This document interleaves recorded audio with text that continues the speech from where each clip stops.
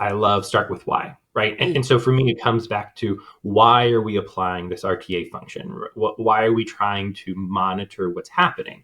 And if we start with this why of we care about the customer experience, and that is our why, we need to be starting with the why of RTA that says, I'm here to help the customer.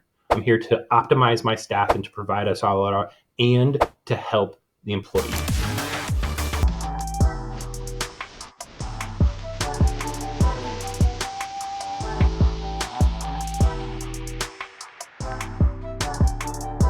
Guys, and welcome to another WFM Tipsy Thursdays. I am your host, the Contact Center Whisperer, the CEO and founder of Solid Rock Consulting. And this week we're talking about what is RTA and why is it important? So this week we have none other than the amazing Dan Smitly. Dan, thank you so much for joining us. I'm super excited to have you and for you to bestow all of your wisdom on us around this week's topic. Before we hop in, I want you to tell us, when did you first fall in love with workforce management? Hey guys, listen, so y'all know I'm a data nerd, and 88% of you guys that are watching right now are not subscribed to the channel. So if you are finding value in this content, can I ask you to do me a favor? Could you subscribe to our channel? What this allows us to do is to continue to keep adding value, bringing insights and the latest in trends around customer experience, employee experience, business profitability, workforce management. Thank you so much for being here. You are truly valued. We appreciate if you would subscribe and follow us for more information.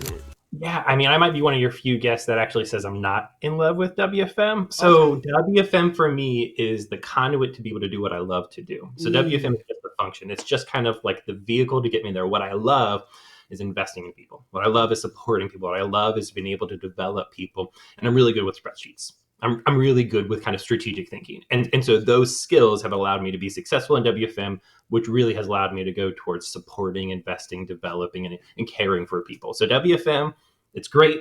I get other people love it. For me, it's just a vehicle. I love people, and that's why I'm in WFM. Oh, I love it. I love it. I love it. Okay, so let's hop into the topic for this week. So in your own words, tell us, what is RTA and why is it important? So RTA is real-time adherence. That's normally what it's known as, right? But a lot of times we use RTA as just shorthand for real-time something, real-time management, real-time monitoring, real-time functions. So it's really just about the ability of WFM to be watching the environment to say, are agents doing what we think they should be doing? Is the forecast coming in the way that we think it should be coming in? And what should we do about it if it's not? So that's RTA. Okay. And give us one myth or a myth. What are some common myths you see around real-time adherence, real-time analytics? What is a common myth you see around that? Yeah. So it's a little controversial maybe, but I think personally that a myth is you can't trust the agent. I think too often RTA kind of it has this foundational thinking that like you have to catch them because these agents are crafty. They're just looking for a way to avoid work. They're just trying to take shortcuts. They're going to stay on aux as long as they can. And what RTA has to do is it's catch them doing what they're not supposed to be doing. So we need them efficient. We need these agents going to these next calls. So we apply RTA on top of it. And the whole foundation is we can't trust agents to do what they're supposed to be doing, which of course is a myth from my perspective. That's absolutely not true. But that is one of the most foundational myths that I've seen inside of the contact center. We can't trust agents. So we have to catch them doing what they're not supposed to be doing to get them to do what we want them to do.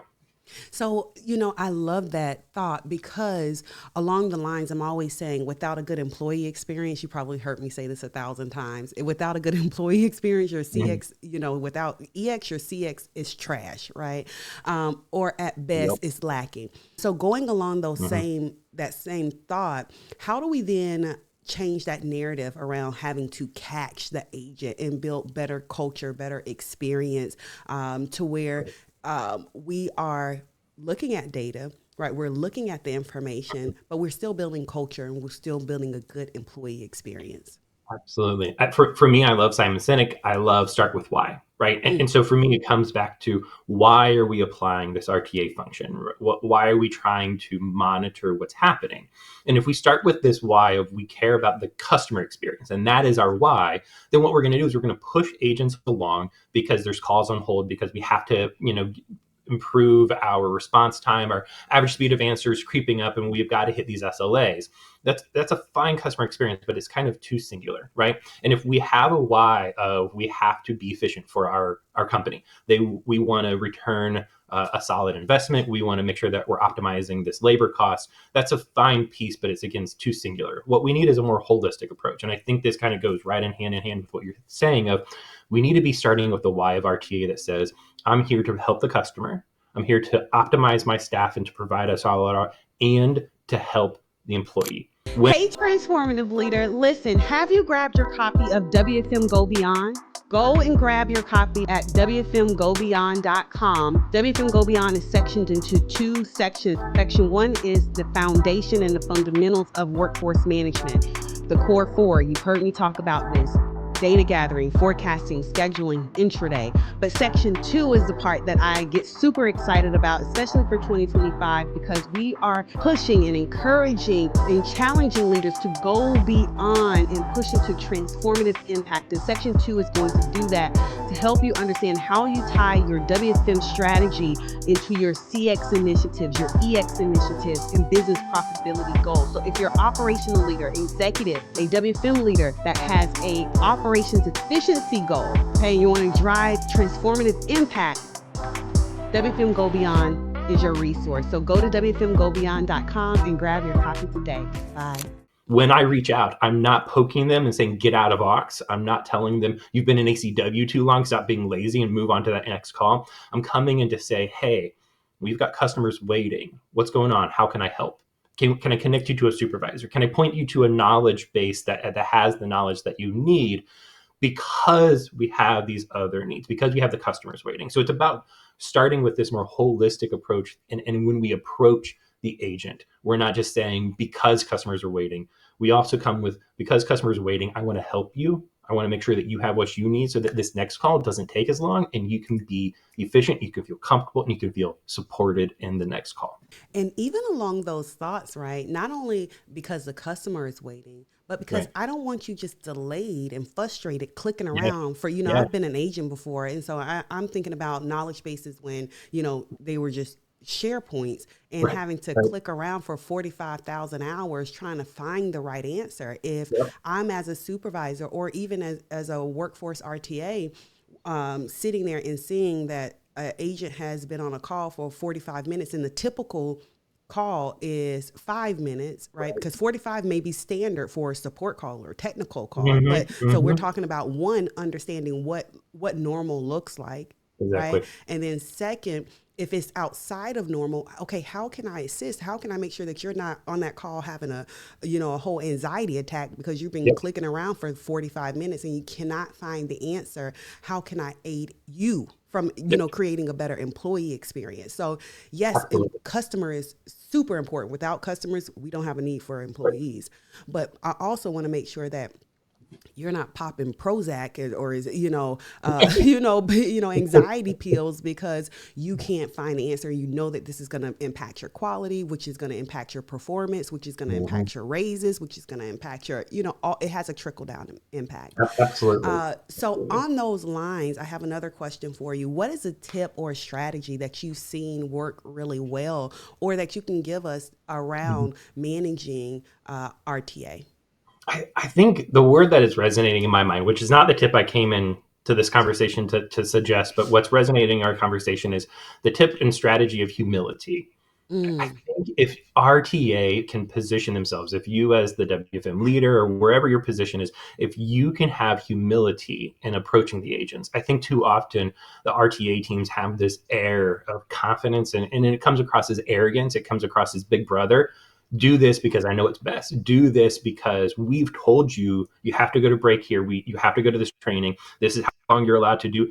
And we have this air of confidence. We know our stuff. I get it. We forecasted. It's accurate. But I think what I would encourage people to think about is approaching those interactions with humility. How can we come to the agent and say, I know my stuff, like I'm confident in what needs to happen, but what do you need? What's happening here? What else do I need to learn? So that way, in these interactions, I'm not just poking to get them to move along. I'm actually coming in to learn. What else is happening? How do I need to go back to the forecasting team to tell us that it's adjusting because these things are happening? How do I need to go back to my scheduling team to say this isn't working because the agents are being pushed in a way that doesn't work? Come in with humility and an ability to learn from the agents. Yeah, and I think that that goes back to one of the things that I'm always talking about. Stay curious, my friend. Like always Mhm. stay curious, always be asking questions, because when you're asking questions from a place of humility, not like a place of like, I'm being a jerk. Right. Right. Um, but asking questions from like, hey, I'm truly wanting to learn, then I Mm-hmm. think then we make the numbers tell a story and we actually can dive deeper to pain points. I Exactly. love I Exactly. love the tips that you shared, Dan. Listen, where can the people find you if they want to dive deeper into some of your RTA strategies or just pick your brain on anything?